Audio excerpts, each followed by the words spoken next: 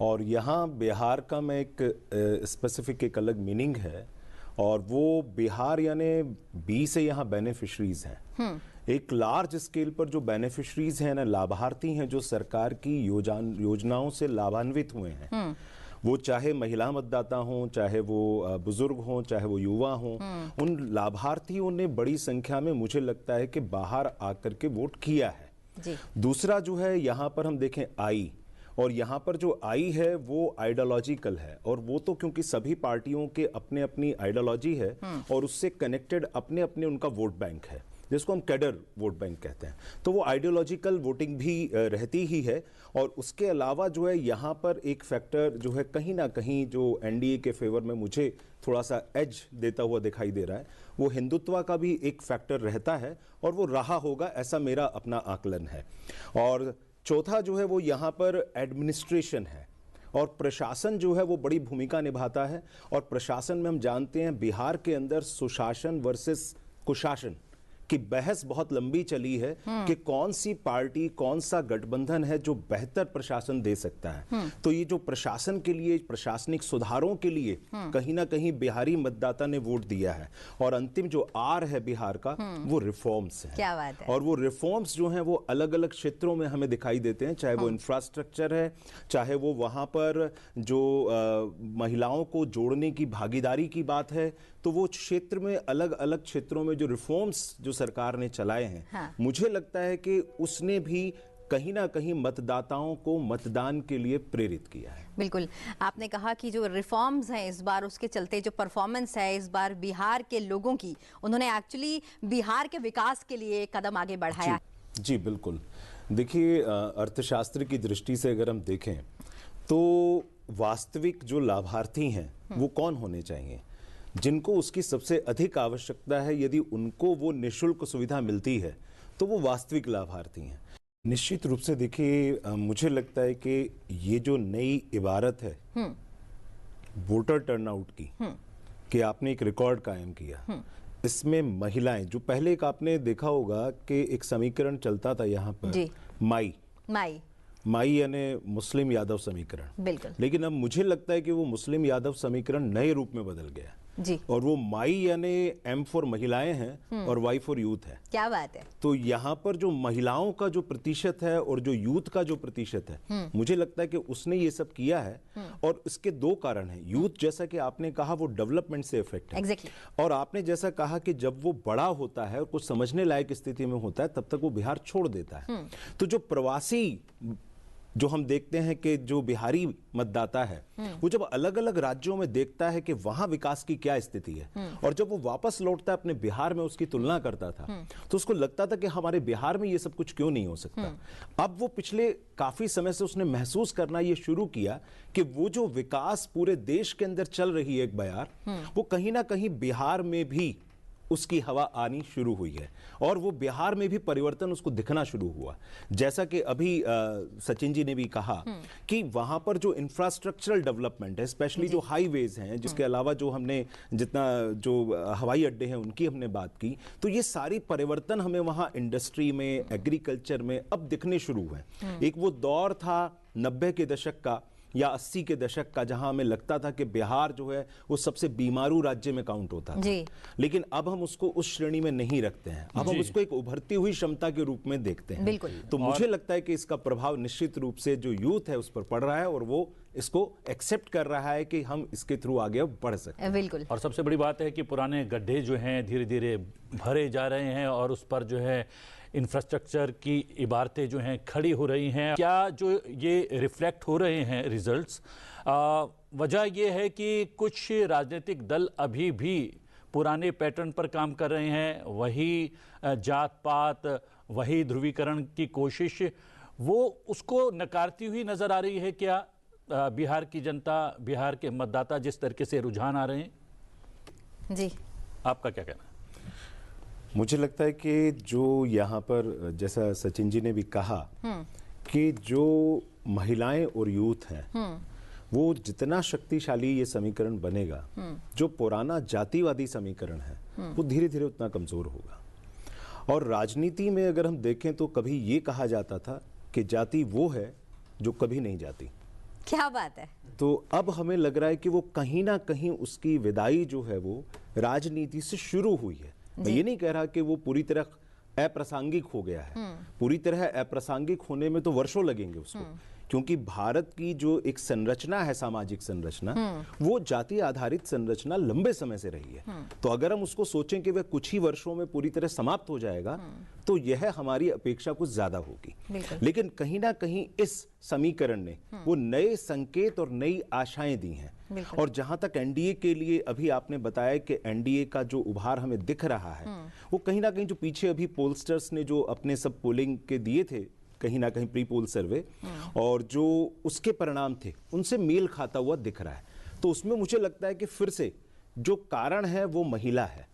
और महिला में भी फिर मैं एक नई चीज आपको कहना चाहता हूं, वहां पर महिला में तो मैं से महिलाएं ही हैं और ले से लाभार्थी है, ला यानी लाभार्थी, और उसमें जो ही है वो हिंदुत्व है।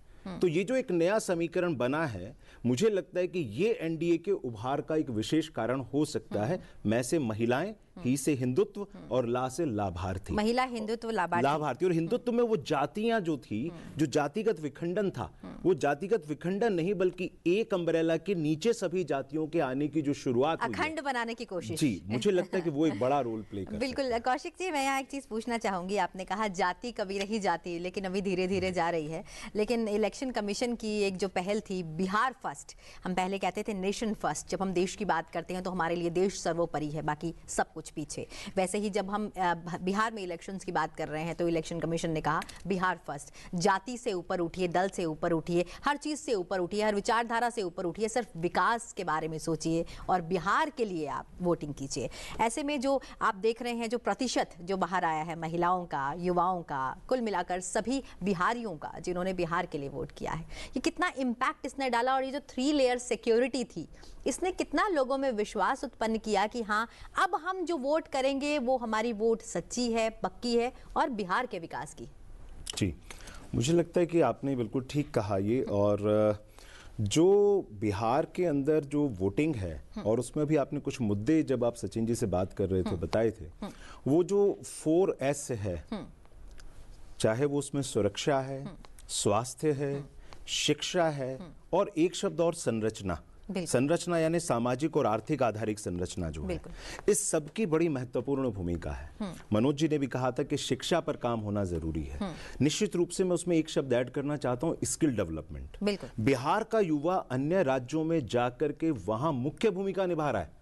चाहे वो दिल्ली है, आप देखिए दिल्ली के अंदर बिहार का कितना युवा है जो काम करता है, महाराष्ट्र है कितना युवा काम करता है, राज्य में इवन राज्य छोड़िए, आप विदेशों तक में जाकर के बिहार का युवा काम कर रहा है। तो वो बिहार के लिए काम क्यों नहीं कर सकता?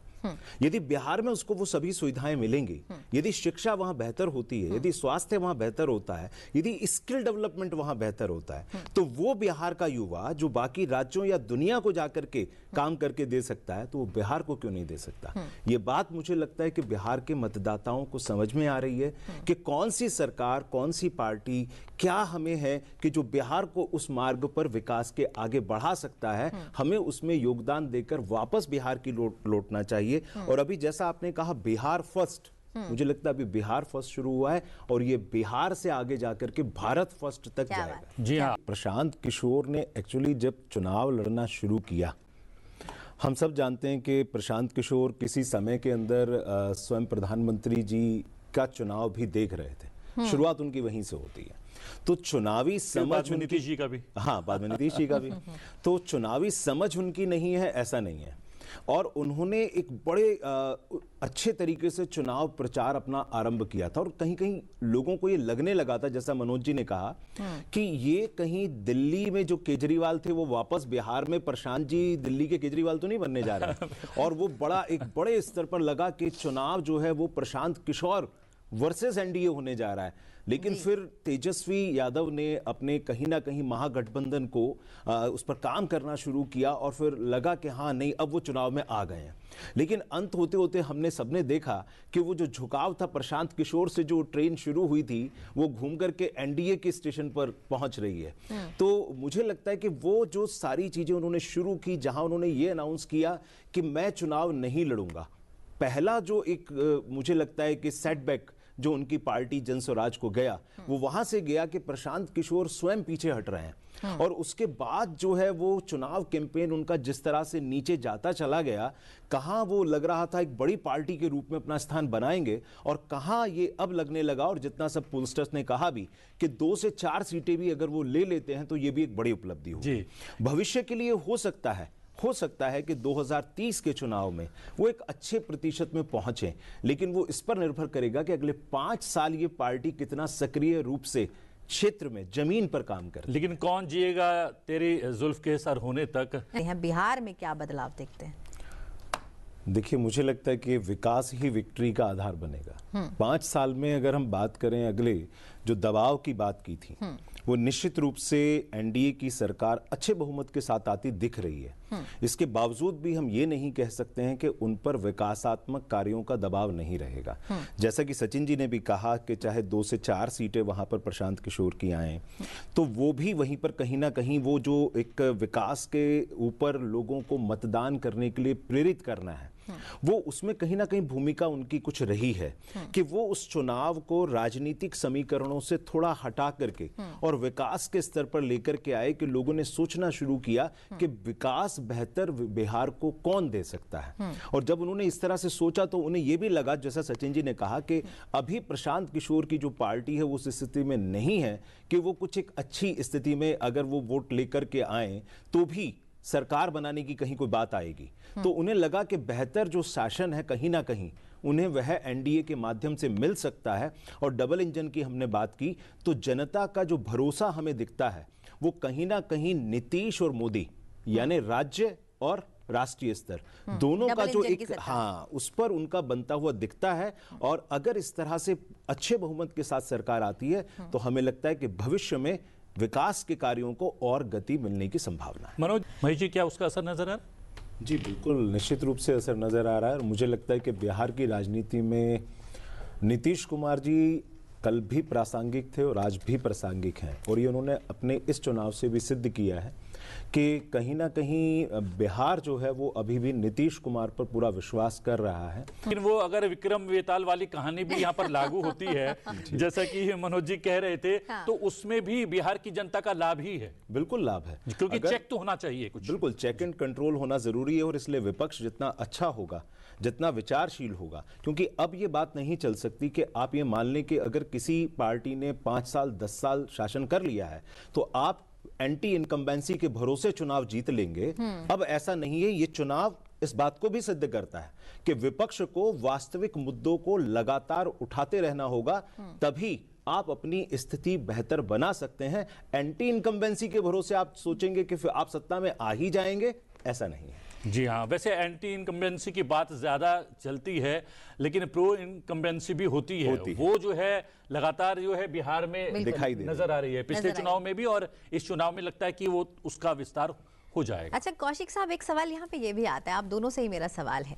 अमूमन जब जनता, हम जब एक पत्रकार ना होकर या एक विशेषज्ञ ना होकर, जब हम एक आम जनता की तरह सोचते हैं, कौशिक जी प्लीज प्रकाश डालिए। जी देखिए, आपने कहा था कि क्या हम किसी नए चेहरे पर विश्वास करना चाहते हैं या पुराने चेहरों पर हम देखते हैं। आप इसको ऐसे भी देखें कि आप कोई भी कंपनी का कोई प्रोडक्ट यूज करना शुरू करते हैं और अगर आप उस उत्पाद का उपयोग करते करते आपको जो उस उत्पाद से अपेक्षाएं होती हैं, कहीं ना कहीं अगर वे अपेक्षाएं आपकी पूरी हो रही होती हैं तो आप उस प्रोडक्ट के पक्के उपभोक्ता बन जाते हैं। यानी आप उस प्रोडक्ट को चेंज नहीं करना चाहते हैं किसी भी स्थिति के अंदर।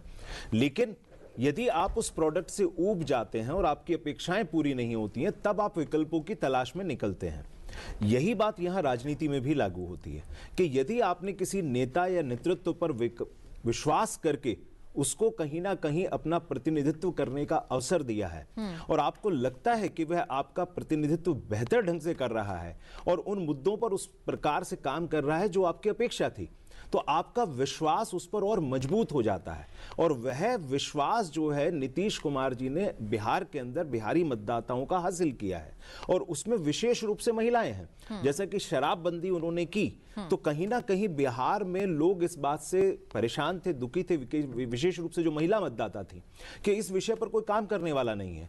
लेकिन वहां महिलाओं में एक विश्वास पैदा हुआ कि हां, कहीं ना कहीं इसके लिए भी नीतीश कुमार जी ने काम किया। तो ये जो महिला मतदाताओं का विश्वास जो अर्जित किया है नीतीश जी ने, ये एक बड़ी मतलब जो है काम है, मुझे लगता है, जो नीतीश जी को कहीं ना कहीं एज दे रहा है। और उस पर से फिर मोदी जी का जो चेहरा है राष्ट्रीय स्तर पर सहयोग के रूप में, कि भी हम बिहार को ऊपर उठाने में राष्ट्रीय स्तर से जो सहयोग मिलेगा वो हम सब देने के लिए तैयार हैं। तो लगता है कहीं ना कहीं कि मतदाताओं को इस समीकरण पर विश्वास हो रहा है कि यदि नीतीश जी यहाँ लोकल नेतृत्व दे रहे हैं, और अगर बीजेपी उस तरह से उनको सपोर्ट सारा दे रही है हर तरीके से, तो हमें विकास के मार्ग पर बिहार को बेहतर ढंग से ये गठबंधन ले जा सकता है। बिल्कुल।